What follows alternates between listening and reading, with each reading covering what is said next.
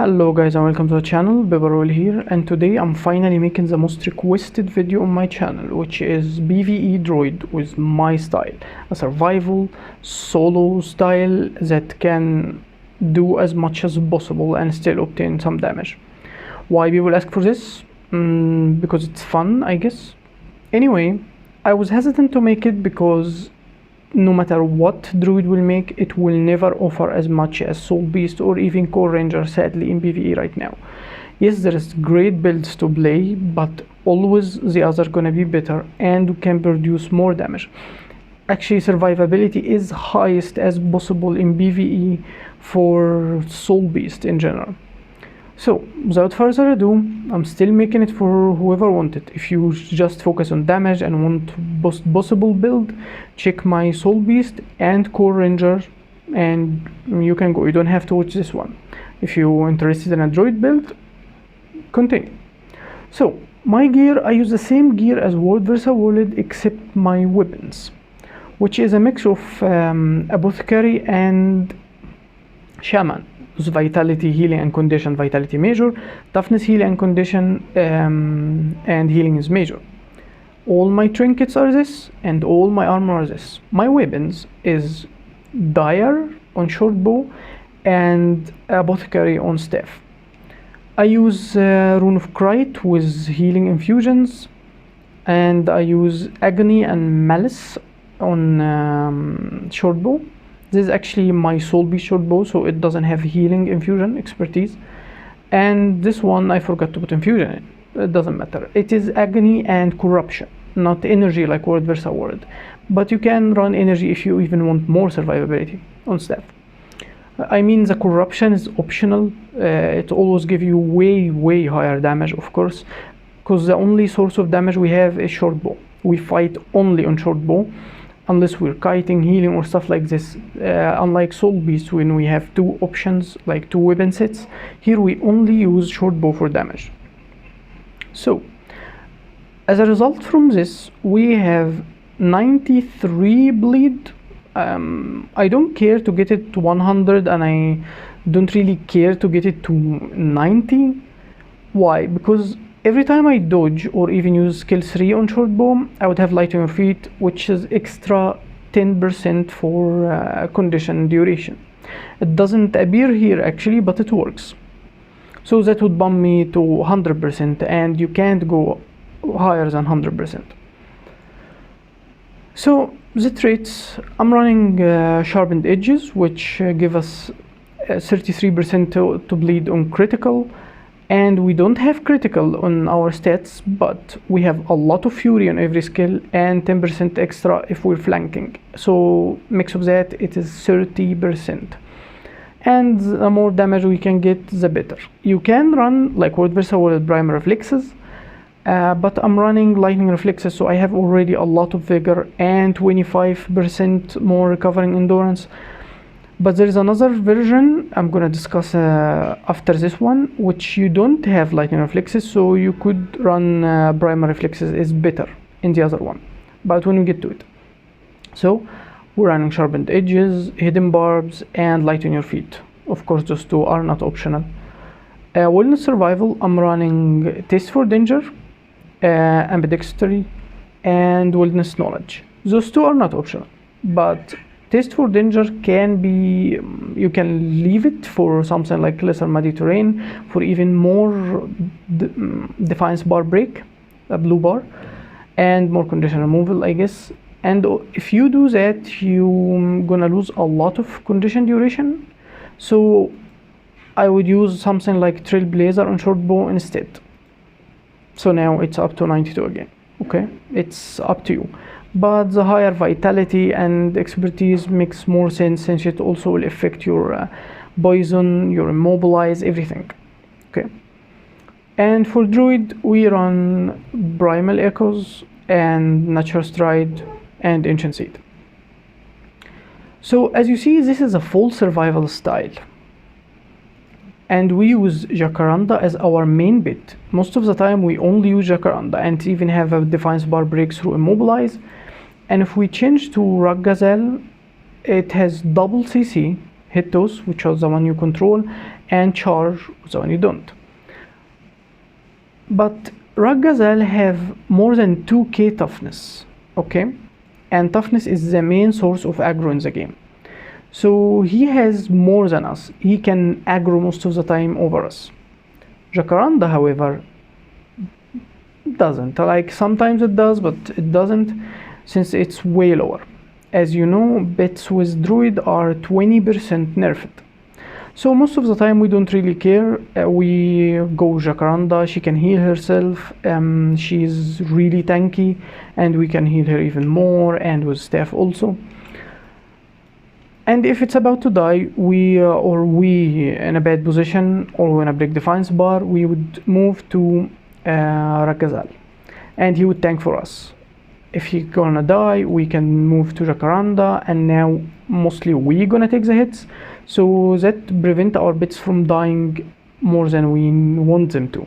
Okay, having a bit that's still tanky but doesn't necessarily take all damage from you is kinda beneficial on this build. We have a lot of condition removal, and so we can heal about bar, we can heal from condition, we have protection dodges, a lot of survivability sources.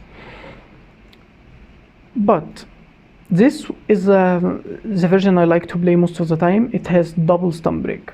But there is another style. You can remove from Quickening Zephyr to something like Glyph of Alignment. Actually, Glyph of Alignment, the only advantage in having it is AoE damage. So you damage a lot of mobs around you. But if you're fighting a single mob or a champion that you want to kite, it doesn't give much advantage. The quickness would give you almost the same damage. If you're fighting with a lot of people, they can give you boons. Of course, Quickening Zephyr is pointless at this point. They would be already giving you quickness, and the might would bump the glyph more for damage, so the glyph would be better. And that would get me to the other version I like to play from this build, which is I use double glyphs, and I could move from Natural Stride to Lesser Seed of Life.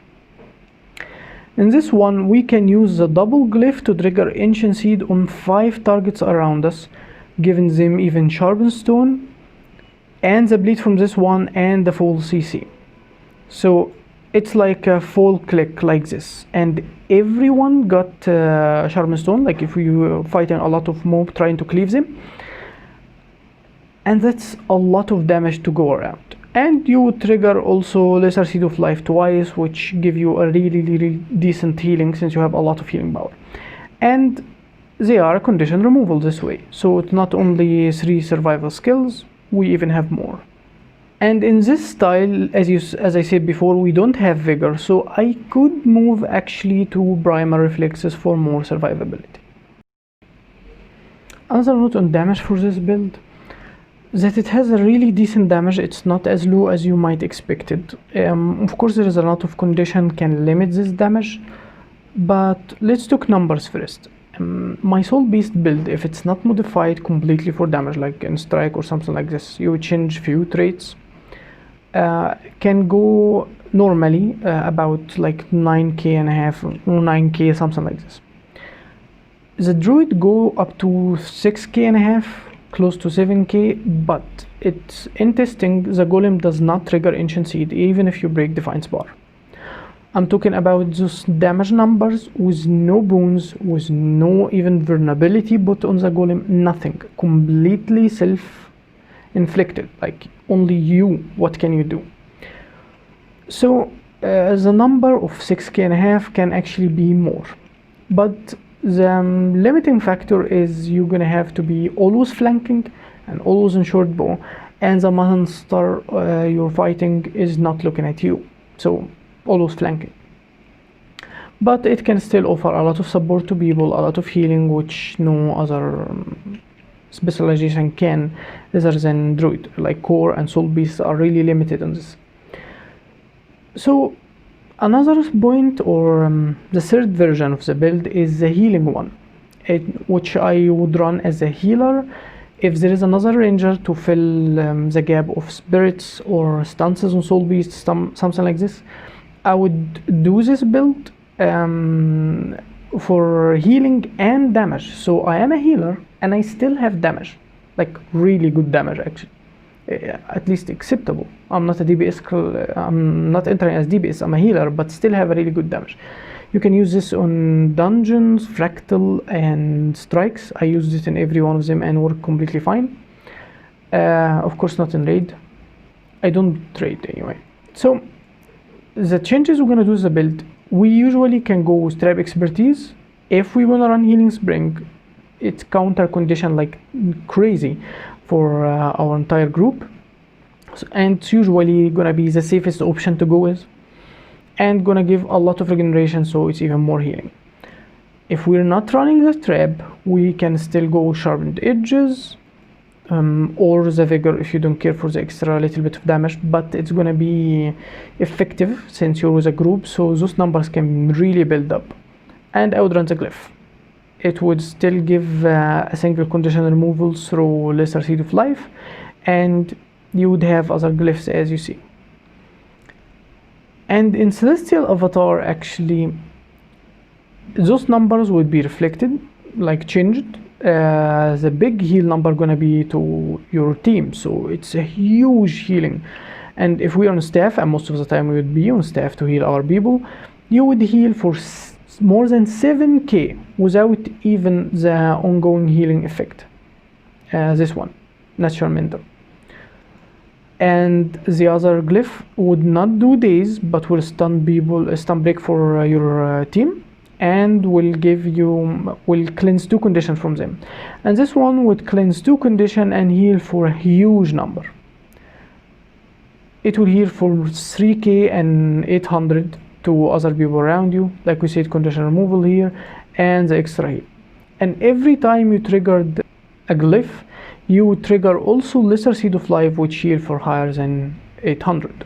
You can also go with cultivative synergy with a team, like on this healing style, not with the primal echoes, since people would already have a lot of stuns to break defiance bar, and you don't need the staff to be extremely off cooldown like this, so the extra healing is better. But sometimes I run this, it's kind of up to you, but most of the time I would run actually the healing one. The last skill in Druid would be something between Lingering Light or Grace of the Land. Everyone would tell you would take Grace of the Land, of course, but remember, this is a unique style of healing that doesn't run spirit, that doesn't do the normal Druid stuff. So you would usually probably have other Druid or other sources of might. But if the people want it, give it. If they don't care, like they're another source of might, you can run Lingering Light. And your healing gonna be through the roof. 50% healing to other. Like, it's gonna be insane. Let me just tell you. And also, the next hit they're gonna do will heal them a bit and apply blind. So this is the healing version. Nothing changed with the gear, and also you can still put a lot of damage, since look at how much condition we can apply. And we still have Sharpened Stone, we still have Entangle, which debatable. I mean, it is a crazy source of damage for a single burst if the boss is not moving, but you can go something like Spirit of Nature also for revival. But like I said, we don't run spirit, since another ranger would probably be running them. That's it for the video, guys. You're gonna see some gameplay for and solo stuff for the normal Druid build, the one for open world. I didn't actually have any footage for the healing one. I hope you like it, give it a shot, and I'll see you next time.